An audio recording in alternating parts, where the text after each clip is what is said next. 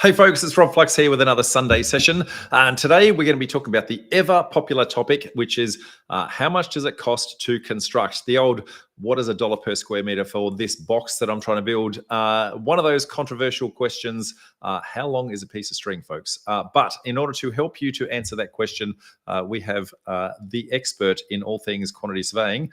We have Caitlin from Mitchell Brandtman. Hey Caitlin, how are you? Good, thanks, Rob. How are you going? Not too bad. Now, you and I go back a long way. I've been dealing with Mitchell Brandtman for probably 10 plus years. Back when I started writing a quick feaso app and trying to steal the $1 per square meter costs way back then. But since then, you've had a name change and a couple of other things. But you've been with Mitchell Brandtman, I think you said, for 19 years? Yeah, yep, 19 years. You get less for murder. Time flies when you're having fun. Is that what I got to say? That's the something like that's exactly what you got to say. So, firstly, Mitchell Brandtman, tell me a little bit about Mitchell Brandtman, who you are, I guess where you exist offices wise and that sort of thing, and why we want to be listening to you today. Yeah, sure. So yeah, I'm Caitlin Shields. I'm a partner in the Brisbane office for Queensland. We are a national quantity surveying firm, predominantly down the East Coast. So we have offices in Brisbane, Gold Coast. We have 2 Sydney offices. We have a Canberra office and a Melbourne office. And then we have regional offshoots from there. So we're pretty well represented down the East Coast of Australia.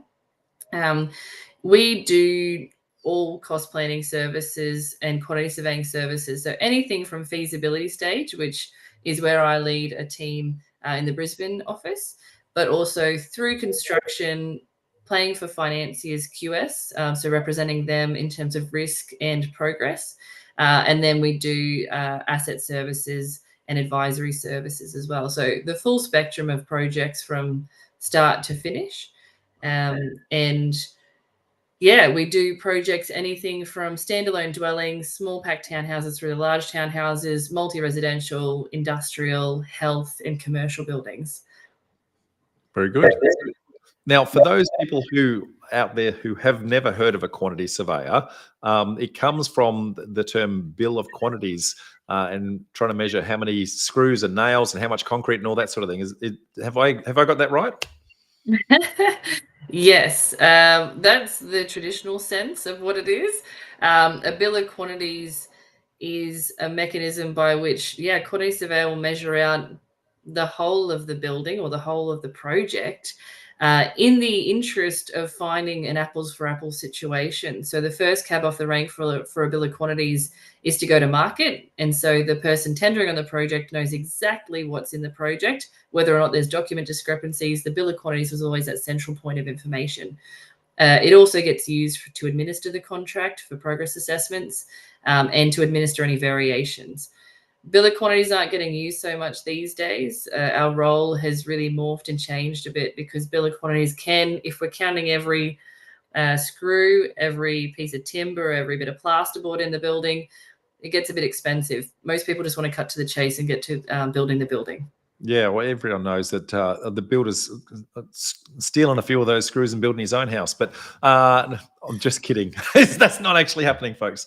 Okay, so with that, you guys are seeing a hell of a lot of projects. You said all the way around the eastern seaboard, but I know just in your own office, you were talking about the fact that you're assessing nearly 200 projects a month, which means that you're getting a wide range of scope of seeing lots of projects actually go out the door. Give us some insights into the breadth of what, I guess you touched on the type of product, but what's the percentages of how much of that is townhouses versus subdivisions versus apartments, etc.? Yeah. Just speaking to the Queensland office in particular, we have a bit of a spread. I think the numbers I was giving you before, and I'll do a cheat sheet because otherwise my math won't math, is I'd put it down to about 30% subdivisions, 20% townhouses. I'd do 15% units, 10% childcares and servos and things like ancillary services buildings, 10% on warehousing, and then 15% miscellaneous projects that are around there. The townhouse one, we do standalone dwellings as well. In our southern states, we do a large number of standalone dwellings. So that's that small scale residential market. Very good. So that's giving you a broad range of everything from, I guess, investment level stock all the way through to luxury homes and the like, and into that commercial space as well. So you get a very good breadth of what's actually happening out there. Now, for Yeah. anyone who's never used a QS before, what are the different stages that you might consider using a QS? Yeah, we ideally a QS would be involved from the start. And I think in other countries, they are kind of more the developer's right hand man or woman, so to speak. Is if someone thinks about a feasibility, the QS is the first point of call. Bit different in Australia, where yeah, some people don't even know what a quantity surveyor is, including my family in some instances. um, but ideally, to be from the start is as soon as you're thinking feasibility, you want to run a number. It's one of the critical points of a feasibility is how much is my building, and that's the data that we can provide. So we generally jump in, and again, in the cost planning that I'm predominantly involved in, is we generally like to be involved pre-DA at feasibility stage. We like to be involved. The traditional points that I spoke to before are more like your design milestones. So preliminary, detailed, and pre-tender is where we would check in on a building. As design develops and becomes more refined, so do our numbers. The more we know about the building or the project, the more we touch the information, the more refined we can be with the cost planning with it. Yep. And then during construction, it's more that monthly assessment, either on behalf of the bank or behalf of the developer direct. Yeah. So everyone's wanting to know all about the dollar per square meter, but we might just park that so we make sure that they actually watch all the way through the end of the show. Just give us a little bit of a view on where we actually see, I guess, the market at the moment with regards to, look, we've come out of COVID and a whole bunch of things happened in COVID with price escalations and builders going broke and that sort of thing. What are the repercussions of that, and how are we seeing that rippling through the industry? Yeah. So it's definitely kind of this pre and post COVID scenario. Is anything pre-COVID still falls into the metrics, but a lot of what we've been talking about in the last 4 years is the event of COVID, because it quite drastically changed our market in so many ways that I don't think we've ever seen escalation in particular, or the way our market and supply chain issues have been impacted on a global stage. So COVID is definitely kind of the pre and post marker of, interestingly, COVID affected us in 2020. So 2020 was when we all kind of held on and said, where are we going from this? You know, let's just try keep the place moving. Let's just keep building. Let's keep an economy at a really macro level. And so people were just holding on and waiting to see what was happening. The big change, and what our data is really reflective of when you see it in a graph, is 2020 was flatlined actually in terms of escalation and activity levels. Everything in Brisbane in particular, if I talk to that, we were about to see a kick up in escalation. We were talking about at the beginning of 2020, this is the year it's going to kick off. We're all excited about what's ahead. The market is good. 2020 happened and it flatlined. It wasn't until 2021 when we saw the repercussions of everything that happened in 2020 for the supply chain issues. So there were boats not getting out of China. There were shipping containers stuck in places. 2021 was when the contractors, when it came to actually signing contract, went, I've got to bring the numbers up. I can't carry this any longer. It's going to shoot up. And it did. It went up in a big way. The biggest impacted was the smaller scale developments. So their escalation, we break our escalation up when we do our analysis into small scale and townhouse developments, large scale multi-res developments, and then industrial and civil. That's four. Did I say three? We break it into four main parts. And it was a small scale that really kicked off quite rapidly. Any change in a small development is a big percentage difference. So that's why it changed quite dramatically. So that was a real big kick for 21, 22. We were seeing things like 1% escalation per month, more in multi-res when that started coming through. Where we're sitting now, so we're mid to end 2024, when we're talking about our numbers and feasibilities, it's not leveled out by any means, but we're working with knowns. So materials has kind of leveled out. Labor is a known in the fact that we are busy, we are lacking labor, we are lacking productivity is something that's a big conversation at the moment. Is a job that used to take 10 months is going to take 12 to 15 months. So productivity is impacting that. But we're working with known, so our numbers are a little bit softer in the sense that we kind of work with what we know. We're not worrying about, you know, is steel going up crazy amounts per month, because that's leveled out. It's more just about who you're contracting with and how busy they are. Yeah, and of course they're busy for a whole range of reasons. Firstly, I guess when everything happened from COVID, a whole bunch of builders who weren't able to absorb those cost escalations went broke. So there's a whole bunch of builders that fell out of the industry. So there's just less builders out there, and Absolutely. that then had a knock-on effect with less tradies, because I guess some of the tradies got taken out with the builders.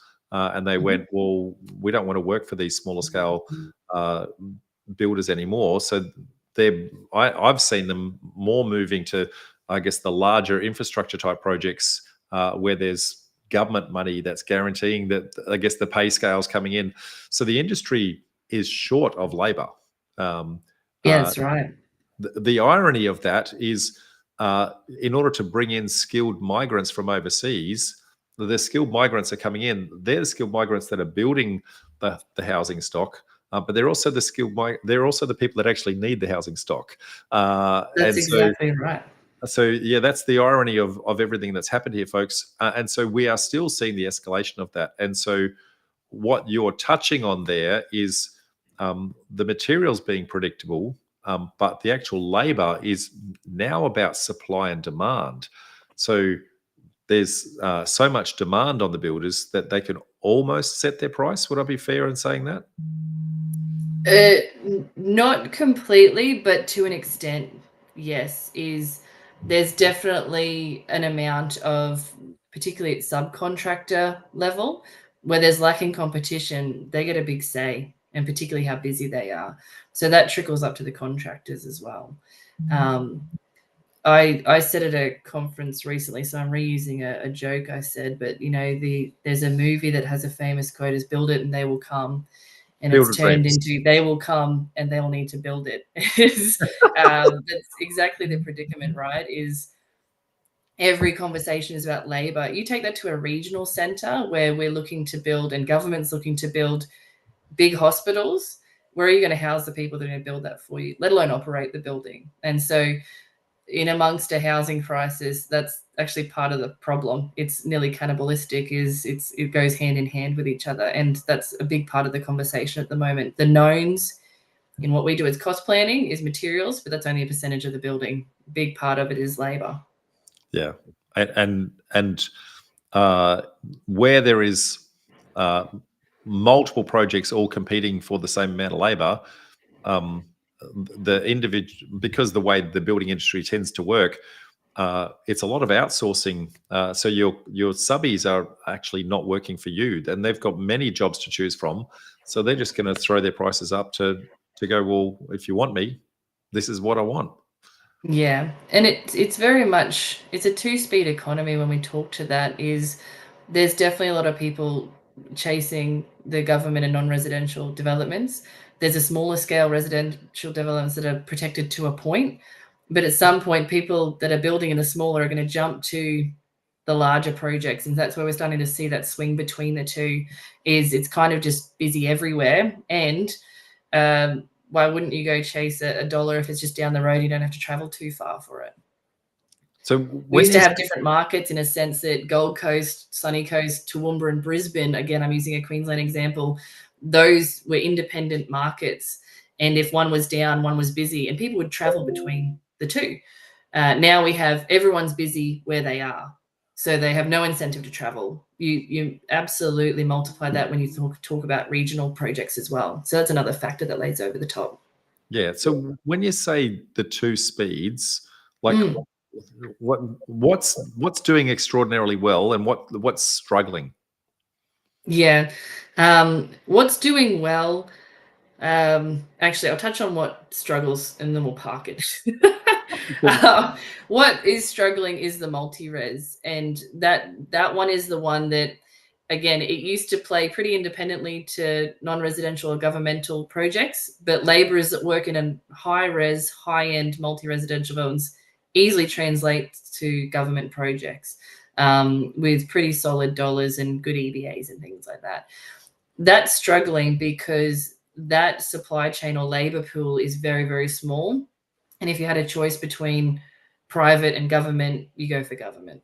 And that's what contractors, particularly in Brisbane, are quite vocal about. So that one's struggling. That one's also impacted by feasibilities quite directly. After COVID, construction costs went up in all sectors. What carried a lot of it was sales.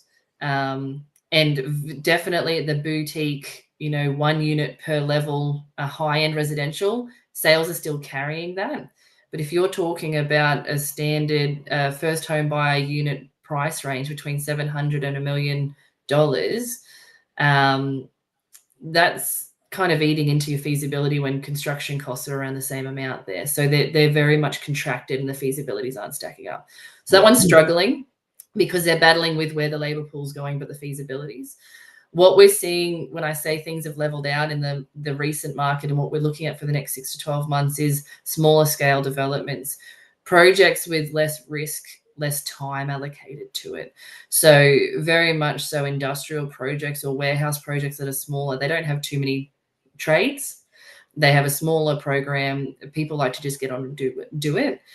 Smaller in scale, small townhouse developments that have short contract times, because what burnt a lot of people in the period of 2021 to 2022 was signing up to contracts that ran for over 12 months, and escalation ran wild in that time. They couldn't carry that lump sum number that they locked into. So people are more cautious about that at the moment. Smaller contracts in terms of program, their appetite for risk is a bit easier because it's a bit more known for that point in time.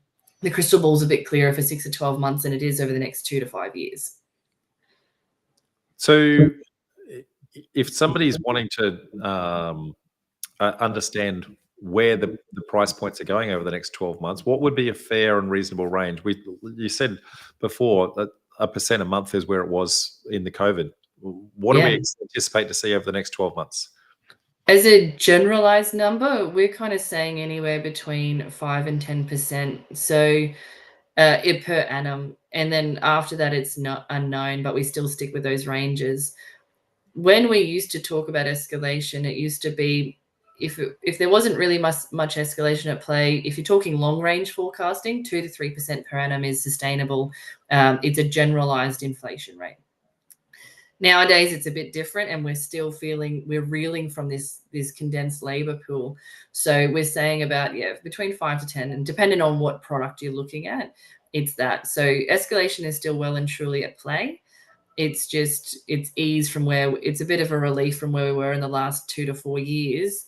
I still don't think it's overly sustainable, but that's something I would be working with in my cost plans in the near future.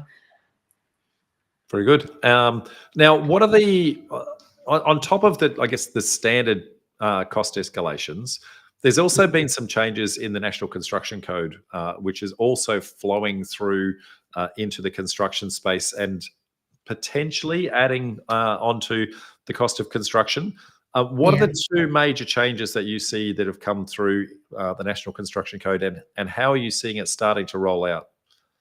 Yeah, these conversations were pretty big at the back end of last year because that's when they were well and truly coming into play. There was changes to the construction code.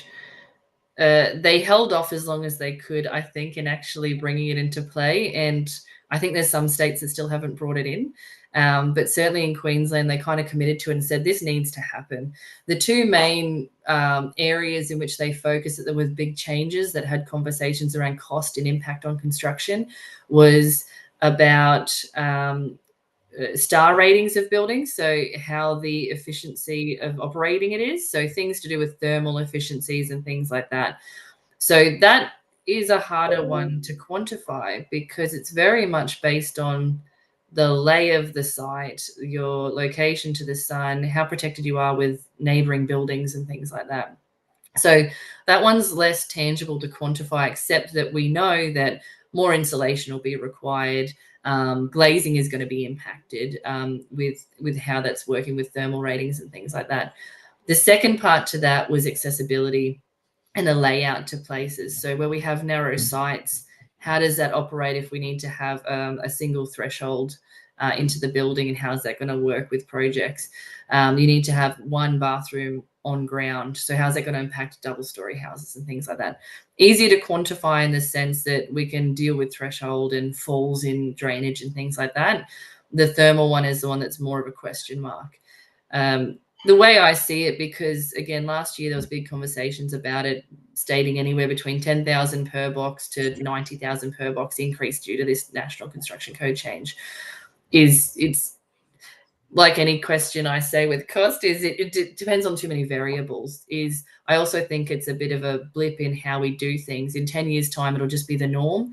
We'll be expecting to build buildings like this. So anything to do with the materials that we'll need, it just becomes the norm. There'll be a blip in the little teething period in between, I think. Yeah, and we touched on this, I guess, prior to the show. As we change the kinds of materials that we're utilizing, previously those materials not used very often, and so the cost of acquiring them is quite expensive. But as they start to become more a commodity, then the cost of construction of those starts to come down. And the easiest one to, I guess, compare this to is glazing of windows. Predominantly everything's single glazing at the moment, moving to double glazing. And so at the moment, double glazing is super expensive. But if you look at Europe, they've been double glazing pretty much forever. And over there, single glazing is super expensive because nobody's constructing that. And we're going to go through that phase, but then it's going to be a transition where we're rolling out of one technology and into another technology and waiting for those cost efficiencies to actually kick in. And so it's the bit in the middle that's the unknown. Yeah. Yes, the teething period. And the big problem last year, when it was really kind of part of conversations that I was involved in anyway, was it's kind of a bad time to implement these things when it's an industry that's already overlaid with problems in feasibilities. But it seems that the actual implementation of it is just, it's happening. It's kind of just coming through the wash. So we've not seen massive impacts per se, rather than a generalized sense of feasibility problems that we've got. Yep. So all of that said, everyone's going to have the $1 billion question that everybody wants. What's the dollar per square meter? Now, in my mind, that's the most common question that I get in my entire community, and yet I would actually say it's probably the worst question to ask, because it's not putting any qualifications at all in what it is that you're actually trying to build. Am I right or am I wrong in that assessment? No, you're absolutely right. We get asked that all the time, is what's the rate per square meter? And my first answer back is, well, it depends. What are we even talking about here? Are we talking about townhouses, warehouses, multi-res units? And then let's narrow it down. So you say, okay, what's townhouses? Okay, is that a pack of 3 townhouses, or is it 50 townhouses where we can get economies of scale of a builder that's doing repetition? Is it single story? Is it dual story? Is it 3-story townhouses that we've got that are quite narrow and quite complex in how you squeeze everything into them? So there's too many variables for a rate per square meter. I understand it's nice and easy to ask that question because you think it's a pretty much, we know there's going to be variables, but what's the start point? Before we even get to a start point, it's good to know some parameters about the project. Yeah, well, it also, dollar per square meter is averaged across an entire house, but there are different zones of the house that are different cost to construct. The garage, not much goes into get a garage, but the kitchen, heaps goes into the kitchen. So when we're trying to talk about dollar per square meter, we're really not, I guess, putting the right emphasis on, well, how big is that kitchen and how many features are in there? Is it stone? Is it laminate? That sort of thing, as opposed to how much that space is a garage. Absolutely. Yeah. And the irony of this, and we touched on it a little bit earlier, the dollar per square meter to construct something small is actually more expensive than the dollar per square meter to construct something large. That's right. Yeah, and that comes from really the efficiency of the process of the building. If you imagine 4 walls, if I'm doing a 3 by 3 meter room, then there's a certain amount of timber and a certain amount of plaster, and that goes in, and a certain amount of labor. If I add 1 meter to that room, the labor probably hasn't changed a huge amount. He's just got a 4 meter length of timber instead of a 3 meter length of timber. And so it's an incremental cost to go slightly larger in some instances, until you reach certain thresholds where engineering changes that. As soon as you get to a 5 meter span, now you've got I guess different strength beams and things like that need to go in. Yeah, that's right. It's like the 1 bed unit is very expensive per square meter to a 4 bed unit, because both need a kitchen, both need a bathroom, and again, as you said, they're the most expensive parts of the building. The 4 bedroom is more expensive per box, but it has corridors and open spaces and bedrooms, larger spaces that are working towards it, that aren't as expensive as your kitchens and bathrooms. So yeah, the smaller the product, the more expensive it usually is, actually. Yeah. So on a per square meter rate. On a per square meter rate. So yeah. And I got this crazy idea, and I didn't discuss this with you before, so I hope I don't catch you off guard. But why don't we have a standard box that we can actually quote $1 per square meter on, and then we know, well, this box is slightly bigger than that price point, and this box is slightly smaller than that price point.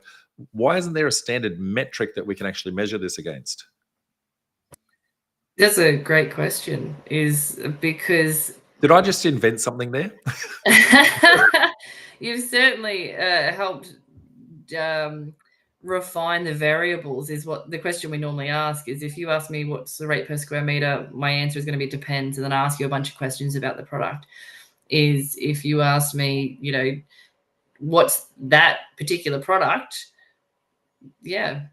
We'd actually have a starting point. Where the variables come into it is not every job's the same, and it starts in the ground. So anything above ground is usually predictable, actually. Market kind of lends itself to only letting you balance out a certain amount of wiggle room. Yeah. An example of that, to talk to that, is balconies, and that's something we measure functionally, and we benchmark it in our office. And it's good feedback to give to developers in a multi-res situation of your balcony is giving, let's say, 12 square meters per unit on average on the benchmark. I've got 10 other projects that give anywhere from 12 square meters to 18 square meters. So if you're happy being at the smaller end of the saleability of your apartment, cool, you're sitting in the benchmarks. If you sit outside of that, why? Because the market's only really asking for a certain amount that keeps you in that band of predictability. Same as townhouses, that's gone on a merry journey from 10 to 12 years ago. Most townhouses were investor stock. There were 2 bedrooms, 3 max. They were single lockup garage. The product very much so has swung around to owner occupier. They're 3 to 4 bedrooms. They're dual lockup garages. Now we've got this housing problem, and we're trying to get feasibilities. I'm seeing a lot more carports or single lockup garages. So the product is actually changing. The market kind of dictates that in a way. And so that kind of keeps our benchmark. So anything out of the ground is reasonably predictable because the market kind of demands that of us. The ground conditions and the site conditions is something that's going to change it. So you could well and truly say, if I start with my, we'll say, floating product, that starts to be predictable. Then you work and you layer on your variables in between. Yeah. If I said this another way, once you've got a slab down, putting up the frame is going to be pretty common. But it's getting the slab down. How much earthworks do I need to do? Is it on a slope? That sort of thing. That's right. How's the driveway to get you into site to get to that slab on ground? Yeah. And that's something in townhouses we split out because it actually became a procurement process of getting the main site works done by an early works contractor. And so then we would just have a box rate of townhouses, which is just assume everything's perfect and ready to go, slab up. That starts to become a little bit predictable. Yeah. Well, maybe we can invent that, I guess, standard box, and maybe we can have 3 or 4 different versions of standard box. What's a standard house? What's a standard townhouse? Standard apartment? And I think I just invented something. I'll trademark that at the end of this call. Okay, so whilst we're trying to get this dollar per square meter rate, you've just touched on the fact that it's, how long's a piece of string? How is it that as a developer coming in, trying to pick up a raw site, we don't yet have a design, we don't have anything in place? How is it that we I want to build 4 boxes here. What can I actually put on here? Noting we don't have a design yet. And because we don't have a design, how do we get, I guess, a comfort level that we're in the right order of magnitude on our price points? Yeah, so that start point, before you've really, you don't want to sink too much money in at the start there. You're just trying to get a punt of if it will work. Yeah. Um, the the advice I would say is, short of approaching quantity surveyors direct, and getting consultancy from them, where we can work on benchmark data and tailor it to the product. So we're ruling in the factors of the variables. General development advice I would say at that point is start to have conversations. So have conversations with other developers that are playing in the space of where you're wanting to build. I don't necessarily advocate for talking to too many contractors, because their response would be quite varied on how busy they are. But certainly other developers, quantity surveyors or consultants that are working in that space that can guide you a little bit. There's certainly guidebooks out there that would be a starting point. But again, everything that you're overlaying that is about the specifics of your project. So the more you can get information that's parallel to the project you're doing, the better you can round out that benchmark process. Yeah. So what you're effectively saying is, whilst yourselves as a quantity surveyor have some benchmark data because you've done 200 slash projects this month, what you're saying to the developer is go do your own benchmarking. Go and actually talk to other developers. Go talk to other builders in the area and understand what is actually being constructed in the area. What is the demographic and what are they demanding from a product type perspective? Is it Yeah. investor stock? Is it owner occupier stock? Is it low spec? Is it high spec? What's the size? And the better you can actually understand what your particular area is and actually talk to builders in your area, then you can start to benchmark for yourself. And if Yeah. you A, too lazy to do that, B, don't have the time to do that, then engage with a QS who have been doing that, I guess, the whole time, and go, this is the kind of product I'm trying to do. Can we get a price point for something along those lines? Yeah, that's right. And that's what I think I've already said at the start of our conversation. We'll traditionally get involved a couple of points through the project, and that's really healthy check-ins to cost and the feasibility of the project. But that start point, you kind of want to start at the right number, or else the feasibilities are very sensitive at the moment. You want to start with a gauge of, rather than this rule of thumb. And so the closest you can get to that is, yeah, by healthy conversations. Is our industry is, particularly in the developer side, is quite good for that. Is people are reasonably open with, things that worked well on their site, things that didn't work well, who they worked with, and how much they were paying. It helps narrow down that start point for your feasibility. Yeah. And so if they came to someone like yourselves to go, hey, I've got a concept design or a preliminary design that I wanted to try and do, what sort of information that they could do? Noting it's not a finished design, so we can't get down to the dollar accurate, but what Mm. information could they be giving you that would allow you to give a much more accurate dollar per square meter estimate? Do we have plans at this stage in this theoretical situation? Plausibly not. Like Yeah. I just know that there's going to be, let's just say, 4 townhouses on this site. Yeah. So if it's pre any documentation, so we don't know things, for example, like the drive in or things like that, or what I want to know is, what does the site look like? Where is it located? Because that impacts, like I said, the biggest variable of all, anything in the ground. I'd want to know that. I'd want to know the product. I'd want to know the product pitch for, yeah, is it investor stock or owner builder? Because that changes the product by size and by quality of finish. I would want to know, yeah, is it 2-story or is it 3-story? I'd want to know a general size that you've got in mind. Those variables are the ones that are helping me narrow down the benchmark in my head or in my system that I'm going to go to. Plus, I anticipate on there the contours of the site. So, is it a flat site? Is it slopey? And Yeah, also, there's not too many perfectly greenfield flat sites around, so we'd want to know some particulars. Also, the neighbouring factors is it on a main road? Is it on a quiet suburban street, or do we get access from both frontages? That also impacts costs as well. That would be narrowing down that start point number as well, for sure.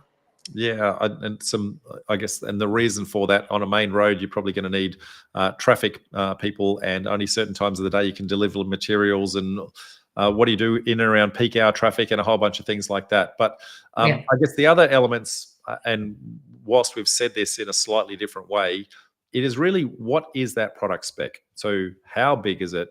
How many bed? How many bath? How many car park?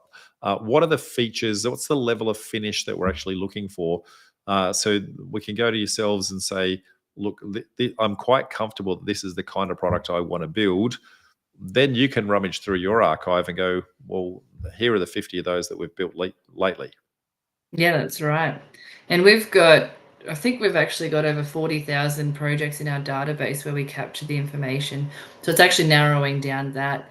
Because we index it, we can also bring up old projects and index it to today's rate. So yeah, we'd quite easily have a swag of projects that we bring in, benchmark it, and say, here's your range, in a more narrowed down version of just saying, what's the square meter rate of a townhouse? Yep. So at that preliminary stage, when we're just kind of doing that, what's the level of accuracy that we might anticipate? I guess if we did come in with that, I guess that better brief, and then what's the level of accuracy if we didn't come in with a good brief? Yeah. The provision I would make if we were just giving some real high level advice, pre-documentation, narrowing down those variables that we just spoke about, I'd say 10 to 15% that you'd be wanting to target. And as design develops, if we got to see it again and again, we'd want to refine that right down to going to market and going to a contractor. If we didn't have those variables, it swings, anywhere between 15, 20% accuracy, or maybe even more, because then we're working with unknowns and too many variables that would swing that accuracy level. Yep. Okay, so that's at the preliminary stage. So we've given you a really good brief. We've come in, give or take, at that 10% accuracy stage. We're now at the point where we want to do the project because we think the numbers actually start to work. We're now at the point where we've got DA level drawings. If we come back to you at that stage, how much better does our accuracy get at that point? Depends on the product. So let's hone in on, we'll stick to townhouses for now. Yeah.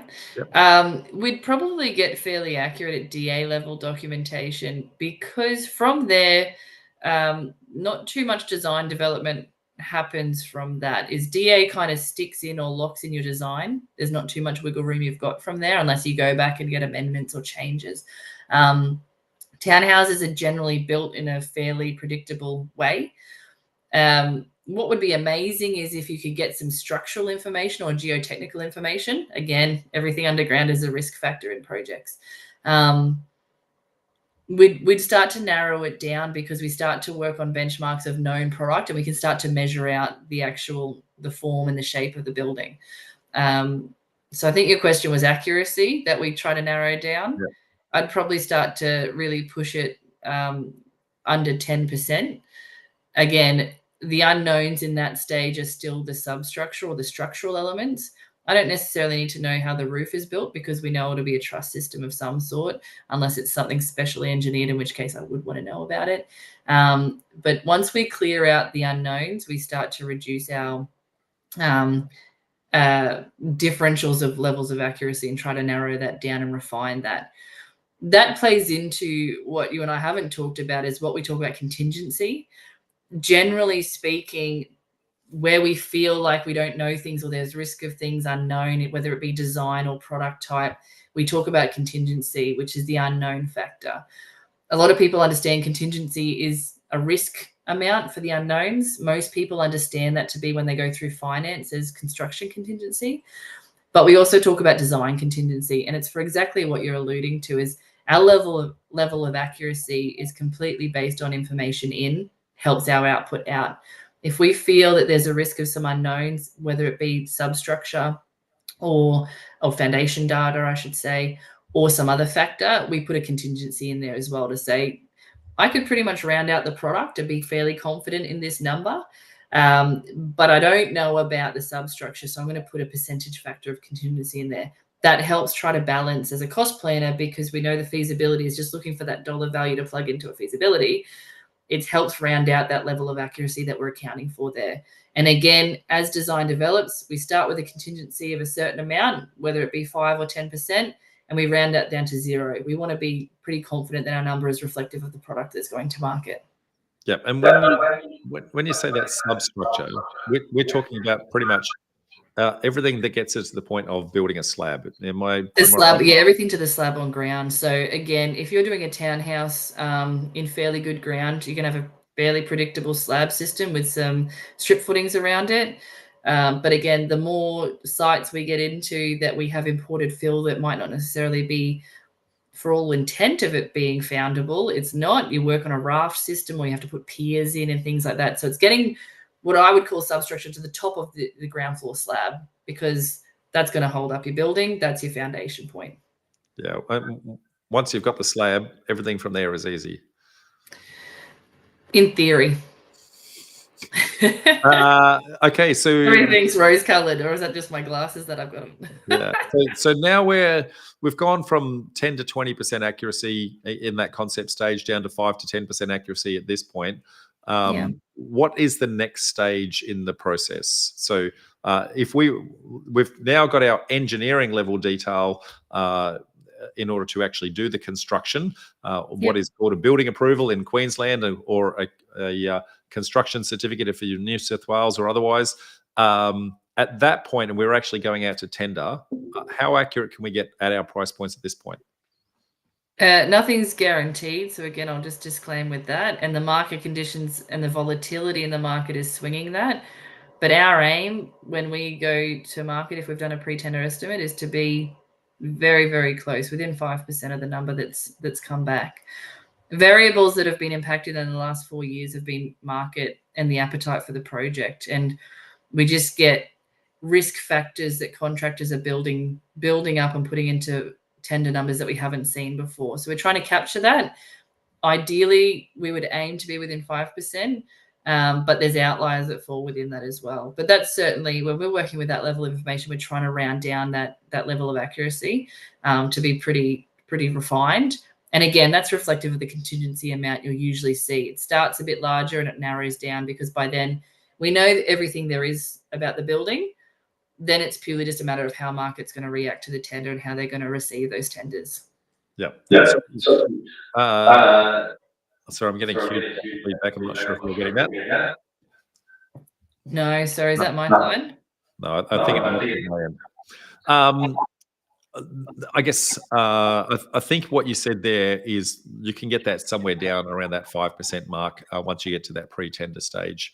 At that point, we're now at the mercy of the demand of that builder or the builders as a whole. Now, if one builder has got heaps of work on, he's clearly going to be putting his price point up because he doesn't need the job. Whereas if he's got nothing on, he's probably going to sharpen his pencil a little bit because he wouldn't mind the job because he wants to keep everyone engaged. Is that a fair assessment of that? Essentially, yeah. And just how contractors are risking a project. So certainly in commercial or larger projects, we're seeing, again, the lessons learned from the last few years is projects that run longer are open to more risk of market conditions. So they're generally building in some,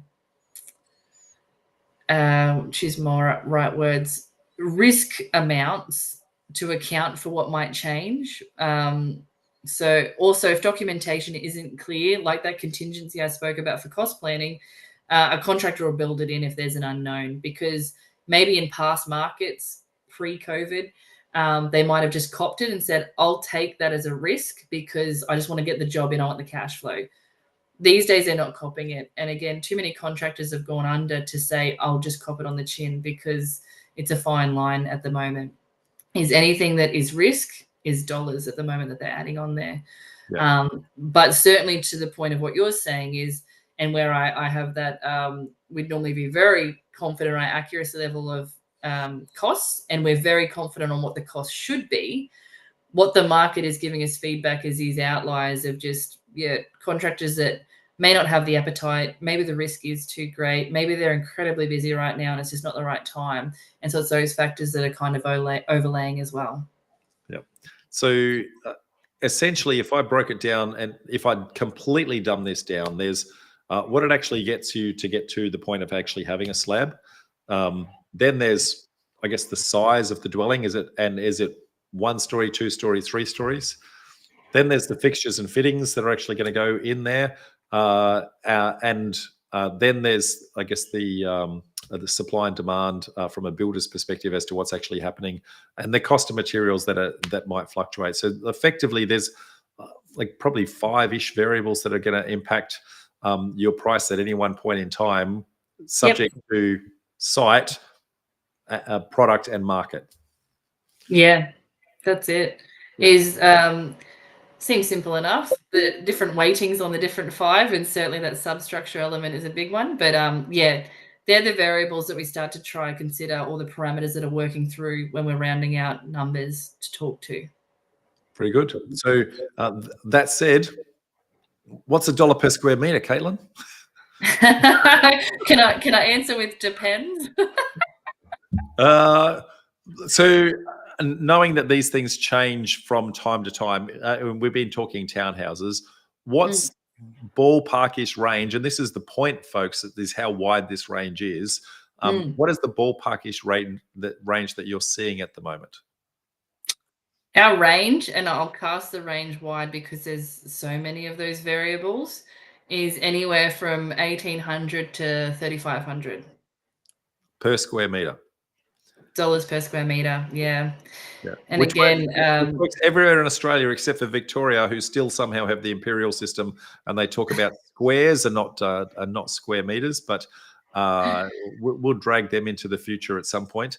That's a very wide range, 1,800 to 3,500. So I guess recommendation for anyone out there, I guess, wanting to go through this process, I guess, obviously, come and engage with the QS at the early stage before you actually go unconditional, during your due diligence phase. Obviously, you want to speak to your architect to make sure, and your town planner to say, how many boxes can I get on here?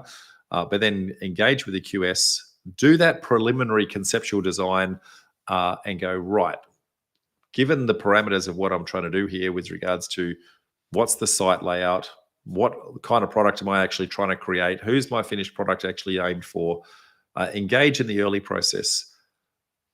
In order to de-risk their project, ballpark-ish, and people are always afraid of cost, but as an insurance policy to make sure your project is actually worthwhile, how much insurance should they pay to actually engage a QS to go, am I in the right range?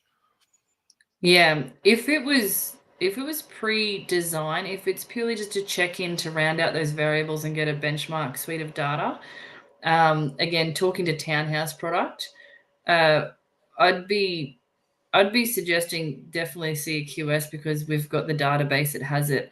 And we'd be looking between a fee of $1,000 and $2,000, depending on the complexity of the product or how many there is. I'd be wanting to start with that. So that's paying for access to our IP, our range of, the 40,000 projects that we have narrowed down to try to benchmark a specified product. So there you go, folks. Highly recommend it. As I said, I've been dealing with Caitlin and the Mitchell Brandtman team for many, many years, and can highly recommend their services. So if you're wanting to engage that. Now, Caitlin, you're also going to be presenting at one of our upcoming events in the not too distant future, and we'll announce that topic a little bit later. But we run these meetup events all the way around the country, folks. We run them in Brisbane, Sydney, Melbourne, and Adelaide. So if you want to engage in one of those, go to our website, go to the events page, click in. You can turn up physically, or you can actually dial in from anywhere via live streaming. They're all hybrid events. Caitlin, thank you very much for your time today. Been greatly appreciated. Very, very informative. And I'll just throw your contact details back up there again. If anyone wants to reach out to Caitlin or the team, reach out to Mitchell Brandtman. Thank you very much. Thank you for having me. No worries. Okay, folks, see you next time. Bye for now.